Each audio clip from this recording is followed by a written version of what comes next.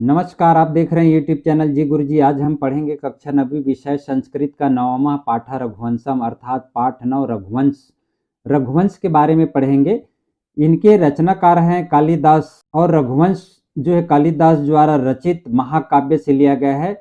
और जो रघुवंश महाकाव्य है उसके प्रथम सर्ग से लिया गया है। प्रथम सर्ग मतलब एक अध्याय होता है, उसी से लिया गया है। और इस पाठ में इक्ष्वाकु वंश के राजाओं का वर्णन है, जिसमें राजा दिलीप से लेकर के अग्निवर्ण तक।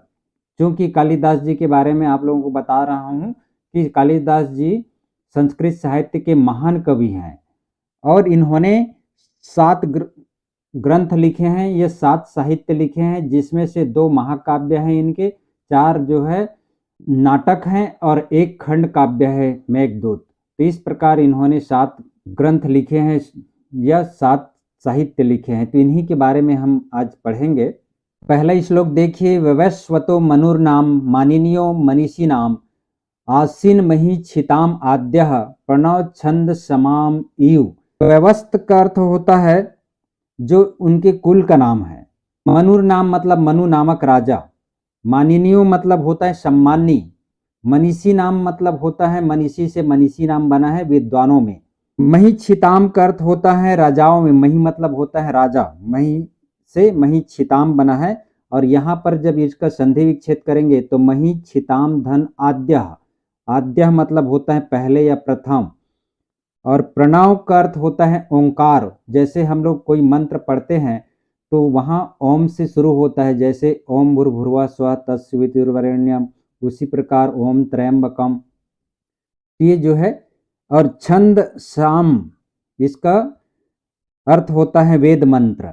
और यहाँ पर जब संधि विच्छेद करेंगे तो छंद समाम धन इव। इव मतलब होता है की तरह या के समान। तो इसका हिंदी अर्थ होगा वैवस्त मनु या वैवस्त कुल में उत्पन्न मनु, मनीषियों में सम्माननी। मनीषियों मतलब विद्वानों में सम्माननी, वेद मंत्रों में ओंकार के समान, राजाओं में प्रथम थे। राजाओं में मनु प्रथम थे। दूसरा है तद अन्वय शुद्धिमति प्रसूतः शुद्धिमत्रः दिलीप इति राजेंदु इंदुः क्षीर निधा वीव। तो यहाँ पर देखिए अन्वय, अन्वय मतलब होता है वंश। इसका संधि विच्छेद करेंगे तो तत् धन अन्वय, तत् मतलब होता है वह या उस, अन्वय मतलब वंश में। शुद्धि इति, इसका शुद्धिम धन इति होगा। शुद्धि इति मतलब पवित्र विचार वाले। प्रसूता मतलब उत्पन्न होना। और शुद्धि मत्रः मतलब अत्यंत शुद्ध बुद्धि वाले। ये राजा दिलीप का नाम है, राजा दिलीप।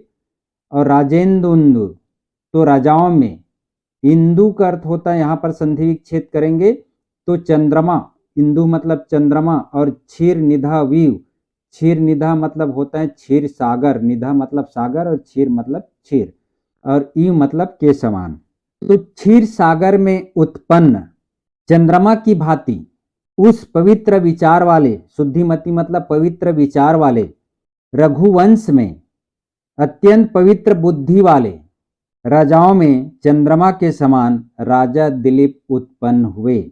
इसका अर्थ एक बार और देखिए। क्षीर सागर में उत्पन्न चंद्रमा के समान या भांति उस पवित्र विचार वाले रघुवंश में, रघुवंश मतलब रघुकुल में अत्यंत पवित्र बुद्धि वाले राजाओं में चंद्रमा के समान राजा दिलीप उत्पन्न हुए। अकार सदृश प्रज्ञः प्रज्ञा सदृश आगमः आगमैः सदृशम आरंभ आरंभ सदृशयोदयः। तो यहाँ पर देखिए आकार, आकार मतलब होता है रूप या शरीर या चेहरा कह सकते हैं। प्रज्ञा मतलब होता है विद्वान। प्रज्ञा मतलब विद्वान होता है। आगमः मतलब होता है शास्त्र का ज्ञान। और आरंभा मतलब होता है कार्य। और उदयः मतलब होता है यहाँ पर फल, क्योंकि आरंभ सदृशो सदृशः धन उदयः संधि विच्छेद करेंगे तो सदृश धन उदयः। इसका अर्थ क्या है? राजा दिलीप अपने रूप अनुसार, रूप अनुसार मतलब आकार के अनुरूप विद्वान थे। या बुद्धिमान थे, और जिस प्रकार उसकी बुद्धिमत्ता थी उसी प्रकार उसे शास्त्र का ज्ञान था, और जिस प्रकार उससे शास्त्र का ज्ञान था उसी प्रकार वह जो है कार्य करते थे, और जिस प्रकार कार्य करते थे उसी प्रकार उसे फल की भी प्राप्ति होती थी। तो है ना, इसका शाब्दिक अर्थ में बोलूं तो राजा दिलीप का आकार विशाल था, बड़ा था शरीर, विशालकाय शरीर वाले, और उसी प्रकार जिस प्रकार उसका शरीर था सुंदर सुडौल थे राजा दिलीप, और उसी प्रकार उनकी बुद्धि थी, और बुद्धि के अनुसार उसे शास्त्र का ज्ञान भी था, और शास्त्र के ज्ञान के अनुसार वह कार्य भी करते थे, और जिस प्रकार कार्य वो शुरू करते थे तो उन्हें फल भी मिलती थी उसी प्रकार से। चौथा श्लोक देखिए, प्रजानामे भूत्यर्थम स ताभ्यो बलिम गृहीत सहस्त्र गुणम उत्सृष्टुम आदत्ते ही रसम रविह। तो यहाँ पर प्रजा नाम एवं मतलब इसका संधि विच्छेद करेंगे तो प्रजा नाम धन एव, भूत्यर्थम, भूत्यर्थम का अर्थ होता है कल्याण, यह सुख दुख के लिए, अर्थम जहाँ पे लगता है के लिए का प्रयोग होता है, और बलिम, बलिम का अर्थ होता है कर, कर मतलब अंग्रेजी में जिसको टैक्स बोलते हैं, ग्रहित मतलब ग्रहण करना, सहस्त्र मतलब होता है हजार, और गुण मतलब गुना, उत्सृष्टुम, उत्सृष्टुम का अर्थ होता है देने के लिए, और आदित्य मतलब होता है, यहाँ पर संधि विच्छेद करेंगे तो लेने के लिए, आदित्य अर्थात लेने के लिए, रवि मतलब होता है सूर्य, और रसम मतलब होता है ऊर्जा, यह सूर्य की जो तेज होता है, धूप होता है, उसी के बारे में बताएं यहाँ पर। तो इसका अर्थ क्या होगा, देखो, वह मतलब राजा दिलीप प्रजाओं के कल्याण के लिए प्रजाओं से ही ग्रहण करते थे, कर ग्रहण करते थे।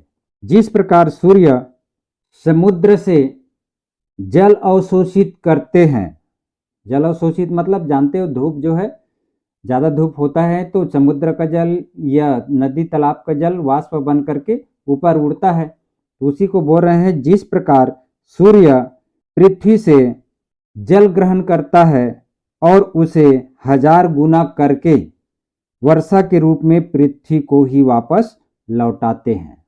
इसका अर्थ एक बार और देखिए, वह मतलब राजा दिलीप प्रजाओं के कल्याण के लिए ही प्रजाओं से कर ग्रहण करते थे, जिस प्रकार हजार गुना पृथ्वी को लौटाने के लिए सूर्य पृथ्वी से ही जल ग्रहण करते थे।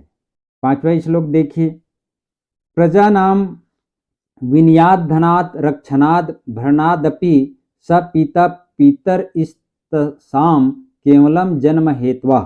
यहाँ पर विद्या धन्यात का अर्थ होता है सुशिक्षित बनाने के लिए, विद्या अध्ययन कराने के लिए, रक्षण का अर्थ होता है रक्षणात् का, रक्षा करने के लिए, भरनात् धन अपि मतलब भरण पोषण करने के लिए, जन्म हेतु मतलब हेतु मतलब होता है कारण, है ना, तो जन्म देने के कारण, केवलम मतलब केवल, तो इसका अर्थ क्या है, वह मतलब राजा दिलीप अपनी प्रजाओं को शिक्षित बनाने तथा उनकी सब प्रकार से रक्षा करने एवं भरण पोषण करने के कारण सच्चे अर्थ में पिता थे। लेकिन उनके पिता मतलब प्रजाजनों के पिता तो केवल जन्म देने के कारण ही उनके पिता कहलाते थे, क्योंकि इसका कहने का अर्थ है कि राजा दिलीप जो है प्रजाओं का भरण पोषण करते थे, उनकी रक्षा करते थे, उनको पढ़ाते लिखाते थे, इनके कारण पिता थे, और प्रजाओं के पिता तो जन्म देने के कारण ही पिता कहलाते थे। छठवां श्लोक देखिए, द्वेष्योपि सम्मतः शिष्टस्तस्य तरस्य यथौषधम त्याज्यो दुष्टः प्रियो अप्यासिद अंगुलीयोर्गच्छता। यहाँ पर द्वेष्य का अर्थ होता है द्वेष करने योग्य, अपि मतलब भी, शत्रु मतलब शत्रु, शिष्ट मतलब होता है विद्वान, आर्तस्य मतलब होता है, आर्तस्य यहाँ पीड़ित होता है या बीमार, त्याज्य मतलब त्यागने वाला, त्याज्य यहाँ पर त्यज धातु से त्याज्य बना है, और दुष्टः मतलब दुष्ट या दुर्जन। उर्गक्षता मतलब होता है सांप द्वारा काटी गई। इसका अर्थ होगा राजा दिलीप को विद्वान शत्रु भी पीड़ित की कड़वी औषधि के सम्मानित थे तथा दुष्ट प्रियजन होते हुए भी सांप द्वारा डसी गई प्रिय उंगली के समान त्याज्य थे। मतलब राजा दिलीप को द्वेष करने वाले विद्वान शत्रु भी कड़वी औषधि के समान सम्मानित थे। जैसे कड़वी औषधि जब हम ग्रहण करते हैं, भले औषधि कड़वी रहती है लेकिन हमारे शरीर के लिए हितकर होती है, उसी प्रकार बोल रहे हैं कि राजा दिलीप विद्वान शत्रु के लिए कड़वी औषधि के समान सम्मानित थे तथा दुष्ट प्रियजन भी सांप द्वारा डसी गई उंगली के समान त्यागने योग्य थे। 7वां श्लोक देखिए। तस्य दाक्षिण्य रूढ़ेन नामना मगध वंशजा पत्नी सुदक्षिणेतिस्यादिध्वरस्येव दक्षिणा। तस्य दाक्षिण्य रूढ़ेन मतलब होता है नम्रता। तस्य मतलब उसकी, नामना मतलब नाम या नामक, मगध वंशजा मतलब मगध वंश में उत्पन्न, वंशजा मतलब होता है जा मतलब उत्पन्न हो गया यहाँ पर। पत्नी, अध्वरस्य मतलब यज्ञ, दक्षिणा मतलब होता है दान। इसका अर्थ क्या है?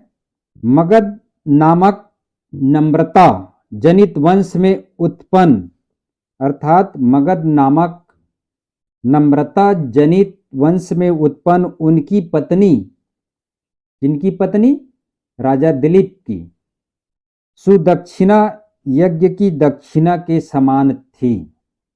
जैसे हम यज्ञ में दान देते हैं, दक्षिणा करते हैं, उसी प्रकार यज्ञ में दक्षिणा के समान राजा दिलीप की पत्नी थी। 8वां है अथाभ्यचर्य विधातारं प्रयतौ पुत्र कामयया तौ दंपति वसिष्ठस्य गुरोर जगमतुर आश्रमम। यहाँ पर अभ्यचर्य का अर्थ होता है पूजा आदि करके। विधातारम मतलब होता है विधाता। विधाता मतलब क्या होता है? ब्रह्मा। विधाता से विधातरम बना है, अर्थात सृष्टि के रचना करने वाले मतलब ब्रह्मा। प्रयतो मतलब द्विवचन, अर्थात नियंत्रित या आत्मसंयमी भी कह सकते हो। दंपति मतलब पति पत्नी, पति पत्नी मतलब राजा दिलीप और सुदक्षिणा उनकी पत्नी। वशिष्ठ मतलब गुरु, वशिष्ठ है जो रामचंद्र जी के गुरु हैं, यहाँ पर गुरु कह रहे हैं।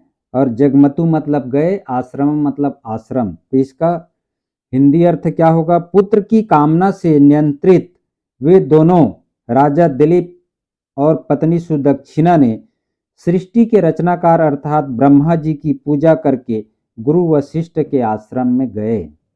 हयंग विनम अदाय घोष वृद्धान उपस्थितान नाम ध्ययानि पृच्छन्तौ वन्यानाम मार्ग साक्षिनाम। यहाँ पर होता है हयंग और विनम मतलब मक्खन होता है, आदाय मतलब होता है लेकर, आ उपसर्ग दा धातु ल्य प्रत्यय आदाय लेकर। घोष मतलब होता है ग्वाल मतलब, और वृद्धान मतलब वृद्ध, अर्थात वृद्ध ग्वाल जिसको यादव भी बोलते हैं। उपस्थितान मतलब निकट, उपस्थित। नाम ध्यानी मतलब नाम, पृच्छन्ता मतलब पूछते हुए, वन्य नाम मतलब होता है वनों की ओर, साक्षी नाम मतलब होता है सखाओं, मार्ग मतलब रास्ता। इसका हिंदी देखिए। मक्खन लेकर उपस्थित वृद्ध ग्वालों से जंगल में उत्पन्न वृक्षों के नाम वे दोनों मतलब राजा दिलीप और सुदक्षिणा पूछते हुए गुरु वशिष्ठ के आश्रम में गए। तो इस प्रकार ये श्लोक जो है समाप्त होते हैं। अब देखेंगे हम यहाँ पर प्रश्नों के उत्तर। यहाँ कठिन शब्दों का अर्थ दिया हुआ है, आप लोग पढ़ लेंगे। अभ्यासा में देखिए पहला प्रश्न है अधोलिखिता नाम प्रश्न नाम उत्तराणी संस्कृत भाषा लिखत। नीचे लिखे हुए प्रश्नों को उत्तर संस्कृत भाषा में आपको लिखना है। तो क्या है, महीक्षिताम आद्य का आसित, इसका हिंदी क्या होगा, राजाओं में प्रथम कौन थे, तो इसका उत्तर होगा महीक्षिताम आद्य व्यवस्थ मनु आसित, राजाओं में प्रथम राजा व्यवस्थ मनु थे। ख है व्यवस्थस्य मनोह वंशे कह प्रसूतः, अर्थात व्यवस्थ मनु के वंश में कौन उत्पन्न हुआ, तो यहाँ पर उत्तर आएगा व्यवस्थ मनु के वंश में राजा दिलीप उत्पन्न हुए। तो संस्कृत में क्या होगा, व्यवस्थस्य मनोह वंशे राजा दिलीपः प्रसूतः। ग है सप्रजभ्यो बलिम किमर्थम गृहीतवान, तो इसका उत्तर होगा सप्रजभ्यः बलिम तसाम भूत्यर्थम गृहीताम, अर्थात उन्होंने प्रजाओं से कर उनके सुख दुख या कल्याण के लिए ग्रहण करते थे। घ है दिलीपस्य पत्नी का आसित, तो उत्तर है दिलीपस्य पत्नी सुदक्षिणा आसित। अंगा है तौ दंपत्ति कुत्र जगमतु, वे दंपत्ति कहाँ गए, तो तौ दंपत्ति गुरु वशिष्ठस्य आश्रमम जगमतु। दूसरा है उपयुक्तम पदम चित्वा रिक्त स्थानानि पूर्यत, अर्थात रिक्त स्थानों की पूर्ति आपको करना है। तो पहला है यहाँ पर जो विकल्प दिया हुआ है विद्या शीलेन प्रज्ञा, इसमें एक जो है सही आएगा उसको लिखना है। तो क्या है आकार सदृश प्रज्ञा खाली स्थान सदृश आगमा, तो इसका उत्तर क्या होगा, प्रज्ञा आएगा। उसी प्रकार ख है सहस्त्र गुणम उत्सृष्टुम आदत्ते ही रसम, तो यहाँ पर रवि आएगा। ग है अभ्याचर्या खाली स्थान प्रयतव पुत्र कामया, तो यहाँ पर विधातारम है और गुणाधीशम है, तो इसमें क्या आएगा विधातारम, विधातारम मतलब ब्रह्मा अर्थात विधातारम आएगा। घ है खाली स्थान ध्येयानि, खाली स्थान ध्येयानि पृच्छन्तौ वन्या नाम मार्ग साक्षी नाम, तो यहाँ पर दो है तो उसमें से एक आपका सही है नाम और भाग, तो यहाँ पर आएगा आपका नाम। तो एक बार देखिए क में आएगा प्रज्ञा, ख में रवि, ग में विधातारम और घ में नाम आएगा। तीसरा है उदाहरणम अनुसृत्य वाक्यानि रचयत, उदाहरण का अनुसरण करते हुए आपको वाक्य की रचना करना है। जैसे यथा उदाहरण के लिए एक वाक्य की रचना किए हुए हैं दीपाय केवलम फलम रोचते, वाक्य बना है। इसी प्रकार आपका दुष्ट आदाय त्याज्य दंपत्ति प्रजनाम, इनका एक एक वाक्य बनाएंगे। तो यहाँ पर दुष्ट का देखिए दुष्ट दुराचारम करोति, उसी प्रकार आदाय का सह पुस्तकम आदाय पठती, वह पुस्तक लेकर पढ़ता है। उसी प्रकार यहाँ पर त्याज्य का अर्थ होगा दुष्ट सदैव त्याज्य भवति या दुर्जनः सदैव त्याज्य भवति।